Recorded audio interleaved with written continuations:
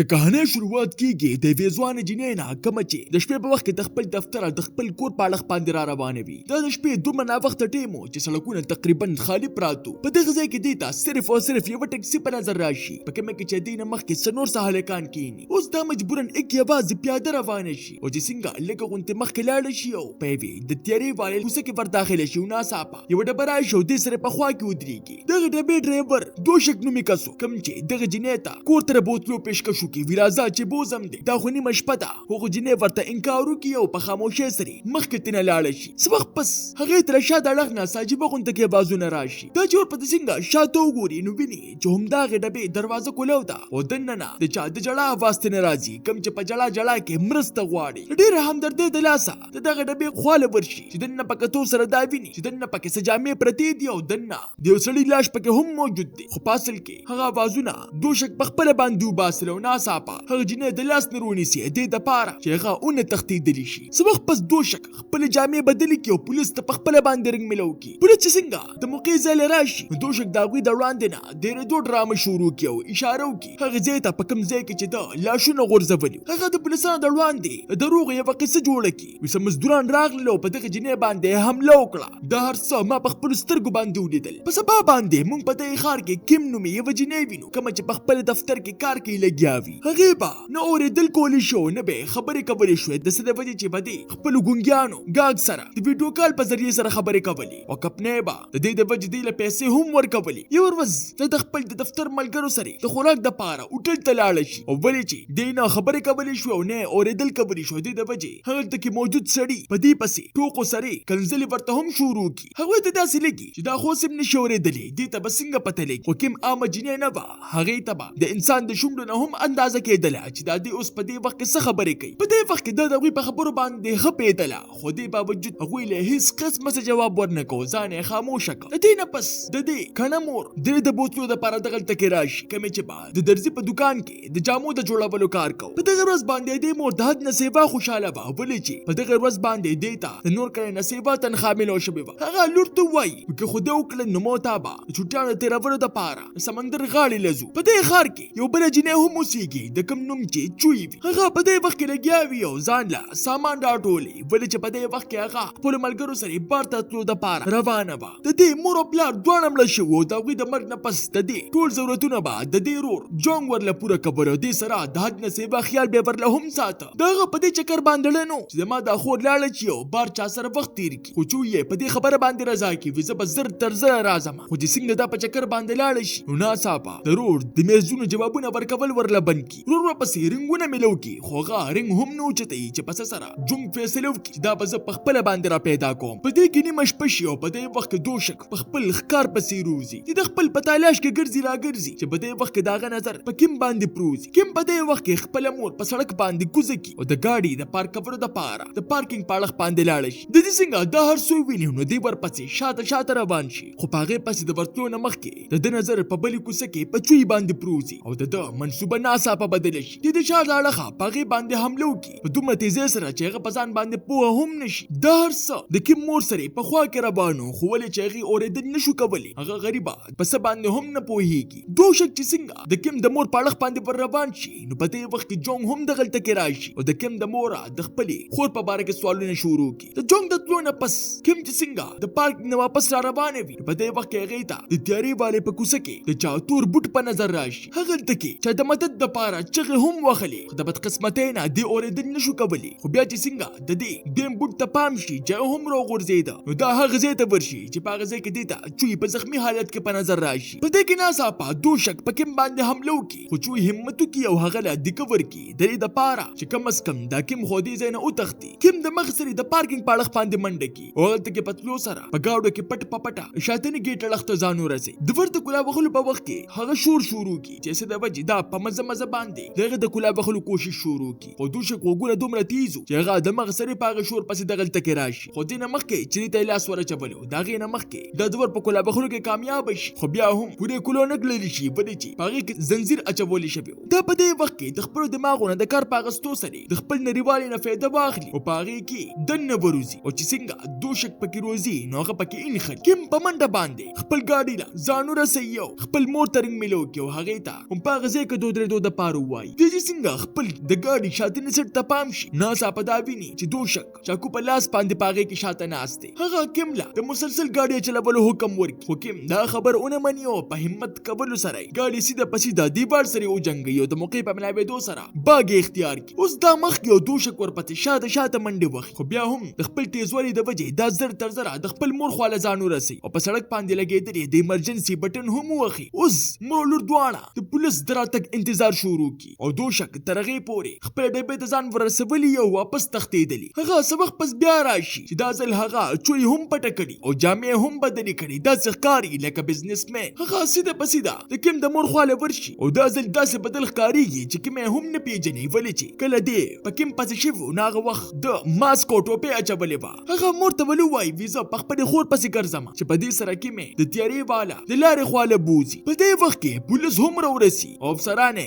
د دغه لارې معاینه شروع کی خو غلطه کې د خاموشۍ نه علاوه صبر ته هم ملو نشي کوم هغوی ته د خپل اشارو په مدد سره خبرې شروع کی چې سکیورټي والا کیمرې وګوره نو په هر څه باندې په پوهه شي خو څنګه د پولیس والا د پارکینګ والا د کیمرو په چک کبرو کې لګیا شي نو غوی ته پته ولګي چې ورانکار وړو هغه کیمرې خرابې کړې دي او په دې سره غوی ته هیڅ قسمه هم څه ثبوت ملو نشي کیم داغه مور او دوشک دریوانه پولیس تانه تراوړي د پاره چې دوی رپورټ ولیکي په لفټ کې موجود دوشک بار خپل بیگ ته ګوري ولې چې پاغه کې هغه د انسانانو د مړ کول اوزاري خودلو دغه نظر په دې وخت کې بار د کیم او داغه په مور باندې بته د کیم د مور چې څنګه داغه د رویې ته پام شنو پاغه باندې لګ معمول شک هم پیدا شي خو دوشک دومره چالاک چې په خپل موبایل کې هغه ته نقلي میسج وروخای وي زما د خور میسج ما تراغي هغه پیدا شو مکمل ټیکتا په دې وخت کې پولیس سټیشن ته یو بوډا سړی په ورختای کرانه نوزي چې پولیس داغه د حالت په لیدو سره بغیر داغه د خبرې دورېدلو د پولیس سټیشن نه بار تو باسي په دغه درس غوبل کې دوشک د کیم د بیان د کتلو په بانه باندې دغه د کور پوره پته یاد کی او بل خو د کیم مور کیم ته په اشارو باندې وای وی دغه کس سره د موبایل دي چې د پورې دوسره د کیم په شک کې نور هم اضافه وشي په دې کې د چويرور جنگ هم د پولیس افسرانو سره دغه تکرو رسی او سخت په پریشانه کې ولې چې دا خور لا تر اوسه پورې د تنو ملو شوی افسر دغه دروانو ته د چوي تصویر وخای چې دوشک ورته په معصومتیا سره انکار وکي ودا جنې خو ما د سره هم نه دلیدلې خو کیم هغه جنې د مخ سره او پیجنې او جنگلا خپل رپورټ ورکي ودا وګوره چې په دې کې ما څه ویلې دي به خبره کوي چې په دې کې ناصاپه هغه ګډ وډ بوډا سړی واپس د نرانه نوزي چې د پولیس والا دغه پودرولو کې لګیا شي دوشک د دې موقع نه د فیدې پاغستو سره د کیم د مور خواله ورشي او هغه له دمکی ورکول شروع کی وکړه ته هیڅ قسمه څه چالاکی وکړه نو کیم به هم لکه موتا هم او دې سره دغه د ربرو د پاره خپل د قتل کولو سامان ورته هم وغای هغه دغه نه یو بچاړه راواخلی او د کیم پاړخ باندې ور روان شي خو د کیم مور همت کی او چغه شروع کی چې شور پورې دو سره جنگ راته شي او د دوشک لاس اونیسی په دې سره دغه دوه په منځ کې جګړه شروع شي او کیم او دغه مور په پولیس پسې ورمنډه کې د پاره چې رو به غوښتلی شي جګړه په وخت کې دوشک د چوي رور تصفو وای بیا که زیما چا چې په چوي باندې حمله کړې ده په دې پورې دو سره جنگ له دومره غوسه ورشي چې هغه لیونی شو پاغه باندې په بیرحمه سره سکان ورول شروع کی جنگ چې څنګه دغه د مړ کولو والی یو چاړه په دراخ کولو والی په دې وخت کې پولیس دغه تکي راشي دوشک دغه دړوان دي خپل د جلا ډرامه شروع کی او په جنگ باندې الزام ولګي وی دې ما مړ کول غواړي چې په دې وخت کې دغه د جاړه کامیاب شي او پولیس الټا دوشک په ځای باندې جنگ گرفتار او دوشک واپس آزاد پرګدي دوشک د تلو نه پس پولیس چې څنګه خپل د پولیس سټیشن سی سی ټي وي کیمرې وګوري نو غوي ته لا پته ولګي چې کیم او دغه د مور خبره ریښتیا وا د شپې په وخت کې دوشک د کیم دی په کور کې پر داخل شي پر داخلي دو سره غوي درنه د مخ سره پوه شي ولې چې دی په کور کې داس لیټونه لګولو چې چا پراتلو سره هغه په پلقیدل خو دوشک د تین هم خبرو او هغه لیټونه مات کی هغه څنګه لغون ته کې مخ کې راشي د کمرې لیټ په پلقیدو شي چې په دې سره کیم پوه شي چې څوک نه څوک خامخا زوم په کور کې را داخل شو هغه خبردار شي دوشک په دې وخت کې دا غوي ټلې را آزاد کی د پاره چې دوی ته داسې ولګي چې په دې وخت کې دغه لیټونه غلطي وشو او حسن ابي سپلقيږي کوم چې کله په خپل کمره کې وا په دې وخت کې دوشک دوی د کور هغه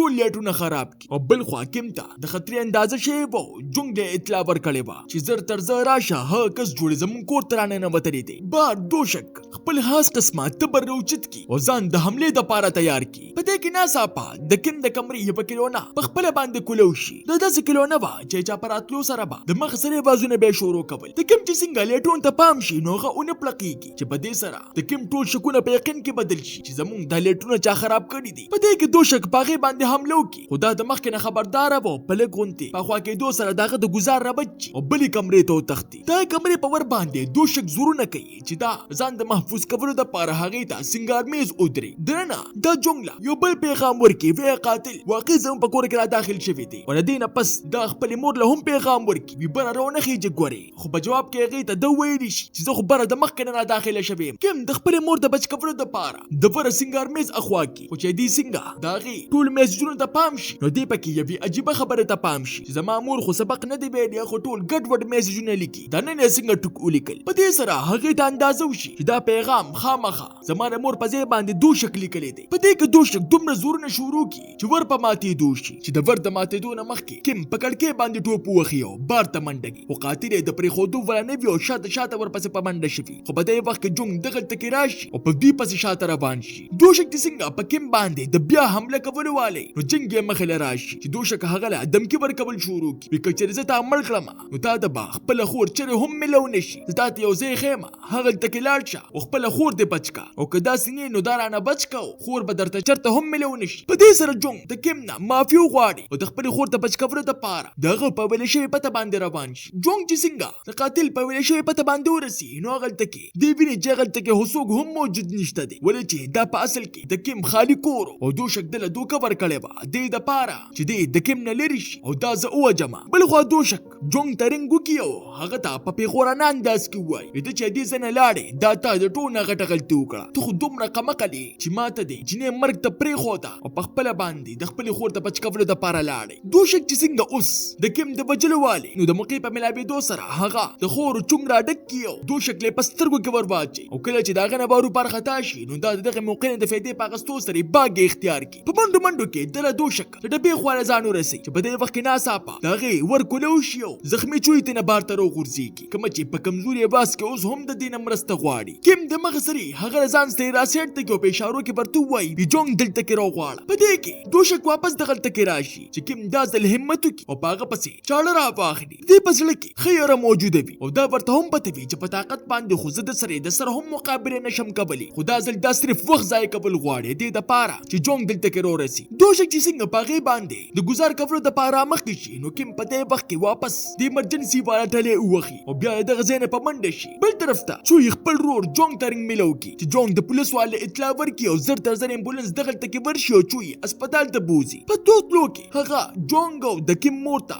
د هغه ځای پته هم وروښایي په کوم ځای کې چې د قاتل ډبه ولاړه به زر تر زر لاړ شي او هغه بچ کړي. کیم په منډو منډو کې د ډک بازار خواله ورسي او هغلته کې دا د خلکو نه د مدد په غوښتو کې لګیا شي خو ولې چې دې خبرې نه شوې کولی د دې په خبرې باندې څوک هم نه پوهېږي. خلک دې ته په حیرانتیا سره ګوري او لاسې پکې نظر انداز هم کړي. خلکو ته داسې لګي وي که چېرې دا جینۍ لیونۍ شوې ده او یا یېرېدلې ده. دوشک هم په هغې پسې بازار ته ورشي چې کیم ورپسې چاکور وباسي دې دپاره چې راپسې را نه شي. په خلکو کې موجود یو کس چې څنګه پولیس ته رنګ کولو کوشش وکړي نو دوشک د هغه مخې ته ډرامه شروع کړي وي دا خو زما خور ده او ذهني حالت یې خراب شوی دی چې په دې سره هغلته کې موجود ټول خلک د هغه په خبرو کې راشي. څه وخت پس پولیس هم دغلته کې راورسي او بغیر د دواړو د پوره خبرې اورېدلو کیم راونیسي او دوشک ته یې حواله کړي. دوشک اوس کیم د ځان سره یو خوشي ځای ته بوځي او چې څنګه په دغه ځای کې د کیم د ختمولو والي هم په دې وخت کې جونګ هم دغلته کې راورسي او په ده باندې حمله وکړي. په دې سره دغه دواړو په منځ کې د یوې زبردست جګړې آغاز وشي. دوی په یو بل باندې هیلتې سوکانه ګزارونه وري او چې کله دوشک ته اندازه وشي چې زه د مقابله نشم کولی نو د جونګ نه په منډه شي او بازار ته ورسي. هغه دغلته کې دې دپاره تللی چې د خپل نوي ښکار یعنې د کیم د مور خوا له ځان ورسوي خو په هغې باندې حملې کولو نه مخکې ناڅاپه کیم دغلته کې راشي او په خپل پوره طاقت سره د هغه په خېټه کې چاړه ورخښه کړي. په دې سره دغلته کې موجود ټولو خلکو ته داسې ولګي چې اوس په